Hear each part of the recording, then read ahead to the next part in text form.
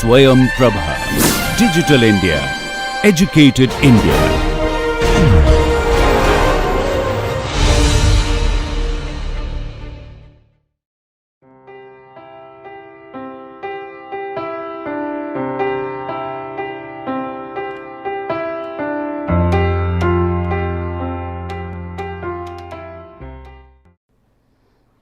Okay, so good morning. Now we are moving to the third lecture of this first week, and here we are going to discuss about the characteristics of an effective performance management system. Now, when we are talking about effectiveness of a performance management system, then we have to see that how we are going to develop a good performance management system. The idea here is that when you are thinking or planning about developing a good system to manage the performance of the employees, groups or the organizations, so you must take care of certain things which is very important. If you do not take care of these things, probably you will not be able to have a good system. So, what we are going to do here is we are going to start with discussing some of these characteristics one by one, and then we will see that what can be done. So, in the next lecture again what we are going to do is we are going to discuss about the characteristics. So, when we are going to talk about the characteristics, and we have before that we have talked about that what is performance management system. So, any performance management system which we would call as PMS. So, this PMS will have certain characteristics if you want to see that this PMS is going to be effective. If it is, if you do not want an effective PMS system, then it is all right. Otherwise, you have to see that how you can go about developing a good performance management system. So, what we are going to discuss about the characteristics of the performance management system. Say for example, you want to see that your performance system is reliable or consistent. You want to see that it is meeting the objectives, right. You also want to see that people are happy and satisfied with the way the performance is measured, right. So, there could be lot of issues related to performance management system. So, that is why we are going to talk about this kind of thing again. So, that we are going to discuss about these issues in detail. Okay. So, we are moving from the we are talking about this characteristics of the performance management system, and we want to make it effective. The process here is that we will discuss some of these characteristics like 1, 2, 3, 4, 5, 6 whatever it is, and then we need to ensure that this performance management system which is basically a part of the HR, and then how it is going to be aligned. So, this is what we are proposing here in this case when we are talking about performance management system as such.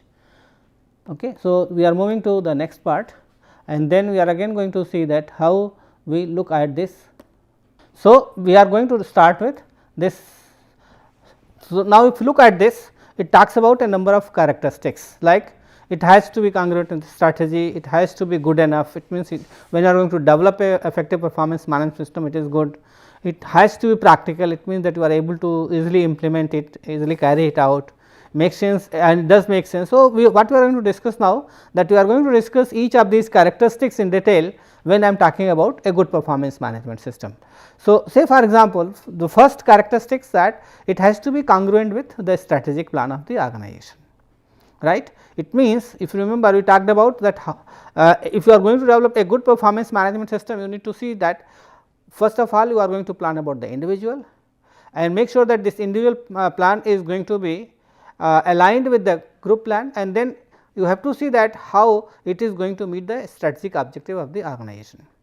So, what you are going to do here is again when I am talking about this is that you go for strategic congruence, or if you do not want to go for this and if you want to move further, you have to see that how we can go about meeting the context congruence. And when I am talking about the context congruence, the idea here is that make sure that it is congruent with the culture in the sense that it is, we are talking about here the norms and values of the organization.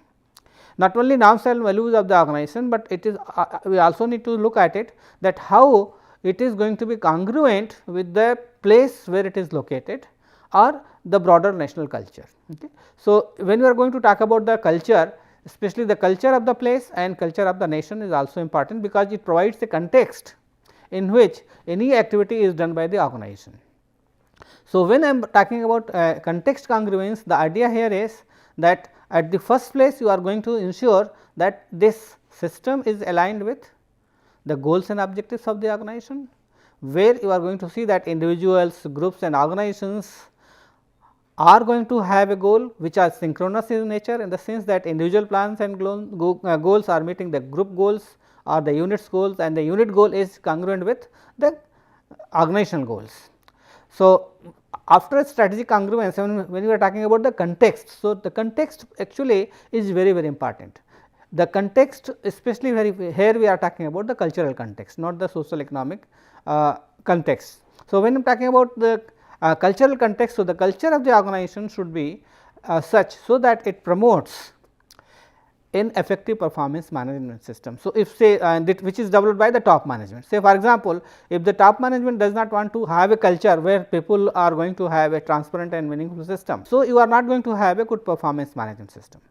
So, basically when I am talking about culture, you have to see that you are focusing on the relationship issues, interpersonal issues, okay, because you have to see that how people and systems interact and relate with each other, how people relate and interact with each other, because this system is to be measured in some way, and this measurement is very important in the sense that the culture is going to be looked into, because the culture is going to affect the way people work in the organization, and this culture also strongly influences the people and their behavior.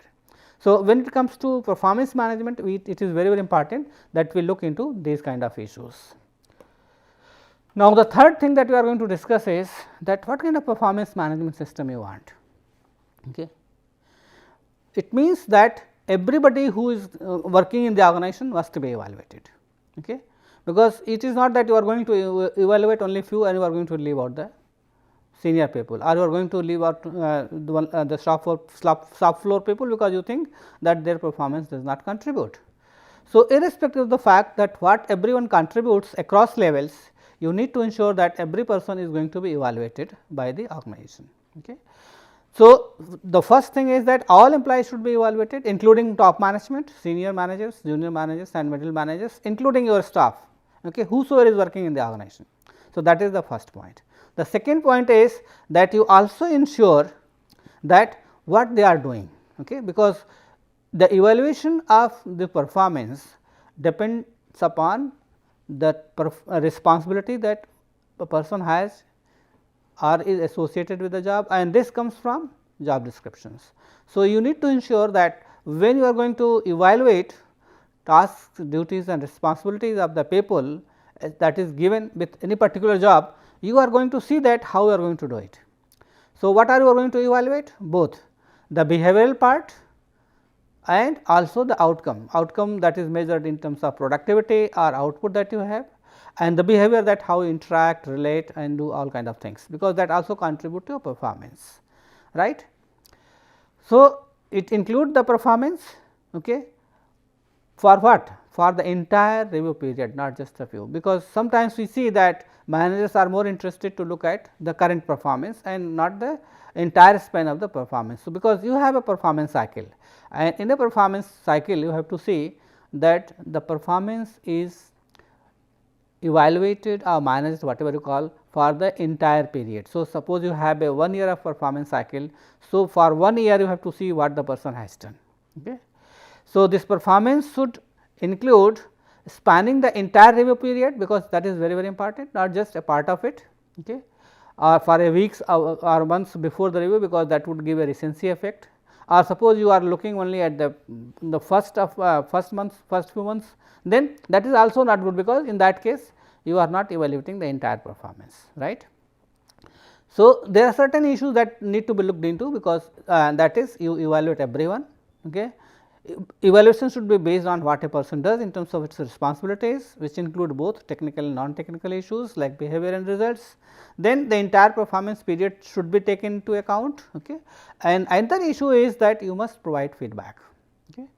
on positive performance. It means that you have to give constructive feedback to ensure that people are able to improve their performance. If they are not going to improve their performance based on this constructive feedback, it means you are not having a good performance management systems. Okay.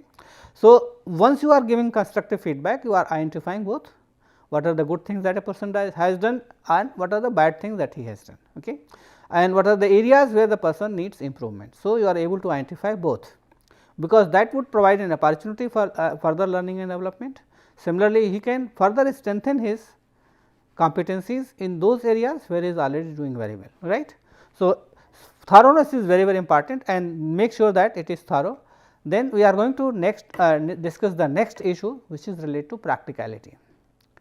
Now, when I am going to talk about practicality, it means that you have to have a system which is easy to implement in the organization, right, and this practicality has to be looked into from various criteria, like what is the cost of implementing a performance management system and how much time you are going to take up to implement this particular system.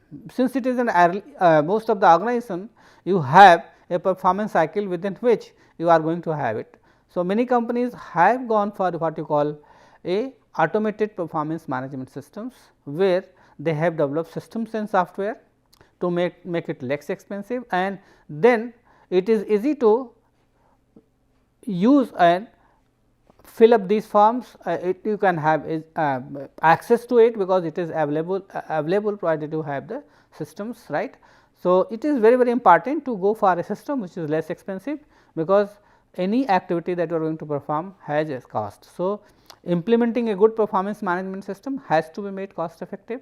Make sure that it is easily available to people who are part of the process or who are into the evaluation. Similarly, you also make sure that people who are going to use these, whether it is online or offline, they find it useful. So, when you are going to develop it, you have to ensure that, and then you also ensure that whatever evaluation is done by the managers for their subordinates, okay, the top managers or HR managers who are going to look into the performance of the people after the evaluation is done, are able to take certain decisions and it is acceptable. So, it has to be very clear, in clear terms, it should not be biased, okay, and that is very important from the practical point of view. So, the practicality basically talks about easy of implementation, being cost effective, and another important thing is that make sure that benefit outweighs cost, because if the benefit is less than the cost of implementing a system, then it is not good, and that is why many companies today are using a lot of softwares and they have implemented these kind of things in their organization. Now, another important point is that you have to think about it, that does it make sense to have a performance management system in the organization? In what way it is going to be meaningful to the people, the organization, including managers. So, we need to ensure that performance management system is going to be very useful, means that when you are going to develop a system, make sure that for all the jobs that exist in the organization is going to contribute to the organization, and make sure that it is understood by the managers that yes, it is contributing and it is relevant in the sense that it is going, without it you cannot perform or do any activities. So, all jobs are going to be considered and important and relevant, and for every job you are going to develop certain standards, okay, and based on these standards you are going to conduct certain evaluations. Say for example, okay, in an academic setup you have different kind of people, you have faculty, you have technical staff, you have non-technical staff. So, it is okay, you have support staff. So, having these jobs does not mean that you are going to evaluate only faculty, because they are going to contribute to teaching and other kind of things. You are going to evaluate the performance of everyone, whether it is a non-teaching job or whether it is a support staff, because they also contribute to the performance of the organization. Okay. And for all the jobs you need to develop separate standards. It is not that you are going to use the same standards for all the jobs, okay, because it does not make sense. And similarly, you are using those standards or criteria for evaluation for each job. So, for each job based on job analysis and the job description, you are going to develop standards or criteria, and then using those standards basically you are going to evaluate them, right. So, each job must be understood in terms of its contribution and importance, and then you develop criteria for that. Now, what you are going to evaluate? So, when you are going to assess the performance, okay, you are not going to evaluate it on the basis of what a person is not able to do, but what he is able to do, in the sense that, see, when you are going to do a job, it is necessary that you are going to evaluate the person performance which is within the control of an employee. There could be a number of factors which is not under the control of the employee. So, in that case, if you are going for this, probably you will not be able to evaluate properly. Say for example, if you want to evaluate a salesperson's job, right, in terms of his performance. So, you have given certain targets to meet, which will become the standard for evaluation. Now, these performance targets based on certain external factors as well, which may not be under the control of the employees, like if the economic conditions are not good, there is a recession and the person is not able to meet the sales target, should we say that the person has performed not well? It means that you have to identify only those factors which are important, which contribute to his performance and how it is facilitated. So, the idea here is that you are going to emphasize what is under the control of the employees. Those factors which is not under the control of the employees should not be assessed, because the individual has no role there. Similarly, how frequently you are going to evaluate performance. Okay. In normal terms, you will find that in most cases performance is evaluated annually. In some cases it could be in 6 months, in case of probationers it could be 3 months, after which you are going to evaluate. Okay. So, when you are going to evaluate performance on annual basis, would you call it a good exercise? That becomes an annual performance appraisal, but if you really want to manage a performance in a meaningful way, you should go for continued evaluation, and that is why you will find that many organizations today go for regular evaluations. They do not depend upon annual performance evaluations. Okay. Using appropriate methods, observations of the employees, keeping track of the employee's performance on a regular basis, you can see that how well the person is performing. Okay. And that is why you will find that many IT companies or even other companies also have moved from annual performance reviews to regular performance reviews. So, on almost on a weekly basis or daily basis, you can say their performance is being monitored to ensure that they are able to achieve the performance level which is desired. And you also need to ensure that whether the system is going to help them to grow and develop themselves or not. Okay. So, those things are to be taken care by the managers. So, managers should ensure that those who are performing very well, it is going to help them to develop. Okay. Similarly, you also need to see that those who are evaluating, they are having the skills which is required for evaluating the performance. Sometimes that managers become biased, okay, in evaluation. So, they also need to be trained in those areas where they are not very comfortable and they do not know how to evaluate performance. So, if you take care of these things, probably you can say that yes, performance is going to be measured in a meaningful way. Now, another issue is very important, okay, that specific means that you have to provide specific instructions when it comes to managing performance, and this should be, you can say, relate to that, okay, what are the things that he has to do, how he is going to do it, what is expected of the employees and how they are going to meet these expectations, what are the norms and guidance that they need to follow. Okay. So, you are what basically this point suggests is that you need to communicate about what is expected from him in terms of performance targets that is to be achieved and how they are going to meet these performance targets.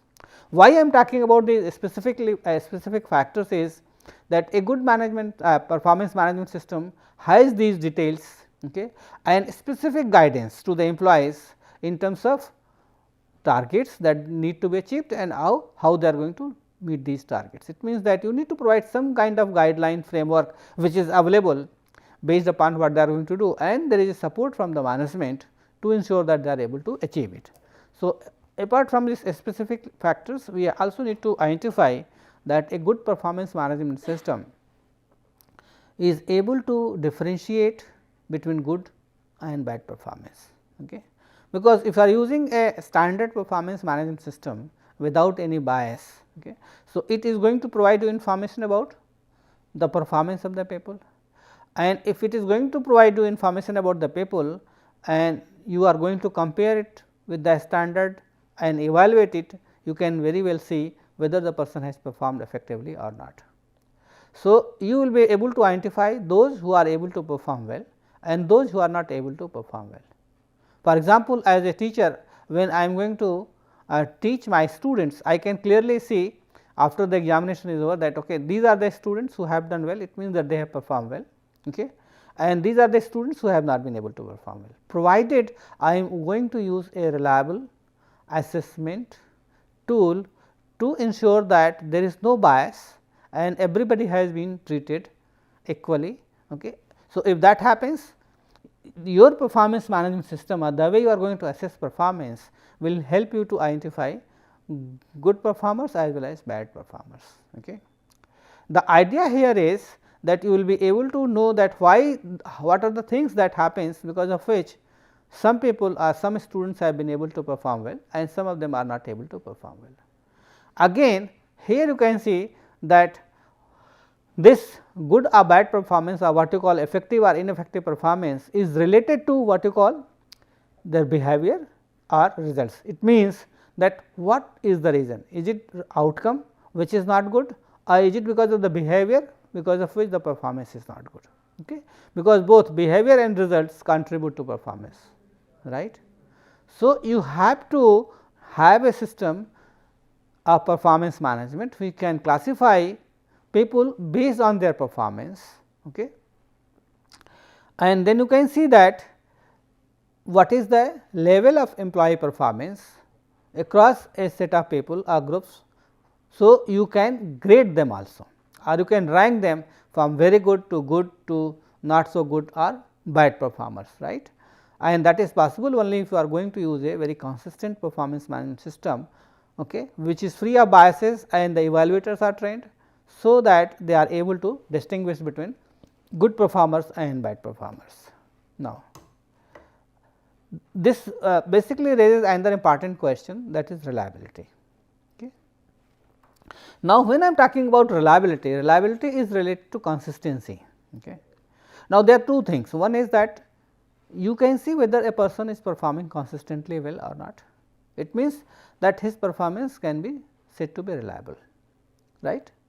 But here we are talking about a performance management system, and when we are talking about a performance management system, we also need to ensure that this performance system management system is consistent. It means, if you are using this performance management system across a period of time or across set of people, it is giving uniform results. It means, there is no biases, no error, and then only you can say that yes, this performance system is reliable. So, how you are going to ensure that the system is reliable and giving consistently good results or bad results, right. If you are going to administer the same performance management system over a period of time and you get more or similar results, then you can say yes, this performance management system is good. Okay. Or suppose this performance management system is implemented or administered and executed by different sets of managers. Even then you are finding similar or consistent results. This is what we call inter-rater reliability. Inter-rater reliability means there are two raters or two administrators who are evaluating the performance, and they find that this system is good because both the raters are coming to the same conclusion or similar results, okay. And that is how we ensure the reliability of a system. Another issue is related to validity. Okay. Since reliability and validity are very important, because they provide some kind of norms or standardization to the process of performance management system.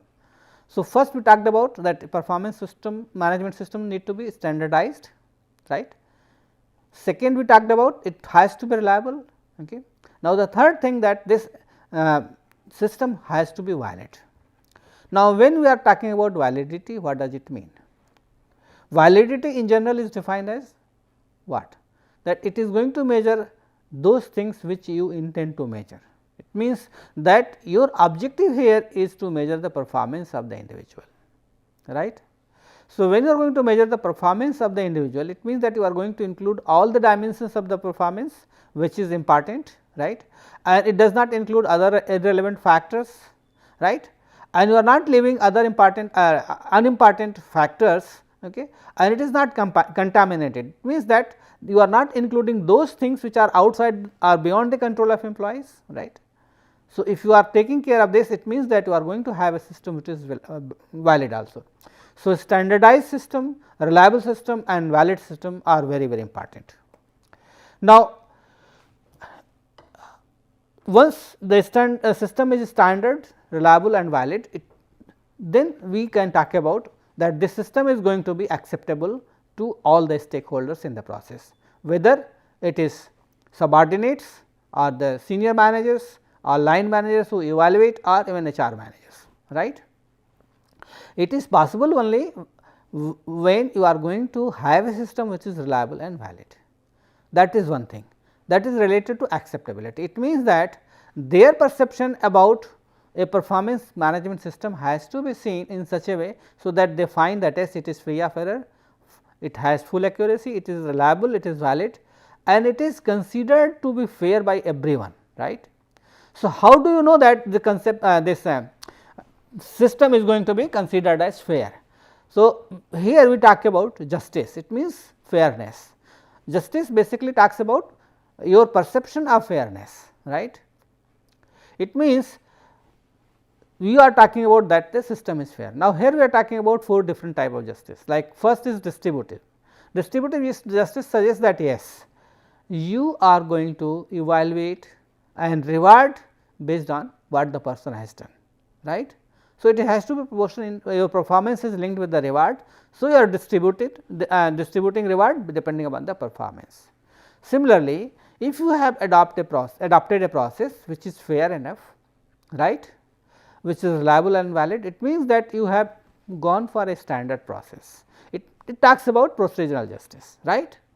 Third is interpersonal justice. It means that you need to ensure that design of the performance management system and the way it is being implemented, okay, it is free of any kind of subjective biases. So, there is no interpersonal factors which comes from the supervisor is affecting, right. So, that he is free of all kind of biases. And then information, it means it talks about communicating expectations and goals, providing feedback, okay, so that you are able to justify any decisions that you take based on the data on performance. So, that talks about informational justice. Now, we have talked about that yes, it has to be acceptable and fair, and then it should be inclusive. Inclusive in the sense that the data or the source of data for performance can be obtained from different sources. It could be coming from employees, it could be coming from the line managers, it could be coming from peers, okay, and then you have to get this data or input from on a continuous basis. Okay. So, if you are going to include more stakeholders, probably you are going to have better perception of the performance of the employees. Okay.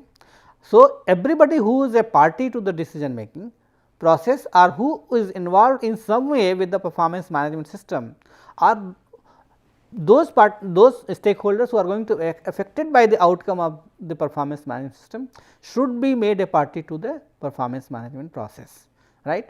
And here also you can include employees, because employees are being evaluated, okay, based on their behavior and results. So, you need to ensure that the input is coming from different sources regarding their behaviors and also the results. Now, another issue is that when you are going to collect data from different sources, you also include employee in the process, what you know as self appraisal. Okay. So, if you are collecting data from different sources, from all the stakeholders who are a part of the process, maybe supervisors, line managers, even individuals, then you are going to make this process more inclusive in the sense. Then make sure that it is open. It means that there is nothing, no hidden agenda that is involved for behind evaluating a performance management or having a performance management system. Okay. So, the idea here is that you are not going to have any kind of secrets. So, when you are evaluating performance and giving regular feedback to the employees on a regular basis, so that employees understand, okay, this is how I can go about it. And when you are having review meetings, make sure that it is two-way communication. You are not simply communicating the performance, but you are also listening to the employees, okay, because that would help you to analyze the performance, right. And make sure that you are going to communicate your standards clearly on a regular basis based on facts with honesty and an open mind, so that the employees think that yes, this performance management system is very open, because there is no hidden secrets and he can rely upon that. Another issue related to correctability, which talks about when you are going to assign ratings, make sure that the subjectivity does not crop in the system. Okay. So, make sure that these kind of things do not crop you, and then you develop a mechanism. It means you make sure that it is adaptable to the changes that is happening, and if you have made incorrect evaluations, then there is a process based on feedback where you can go for changing the decisions related to the performance.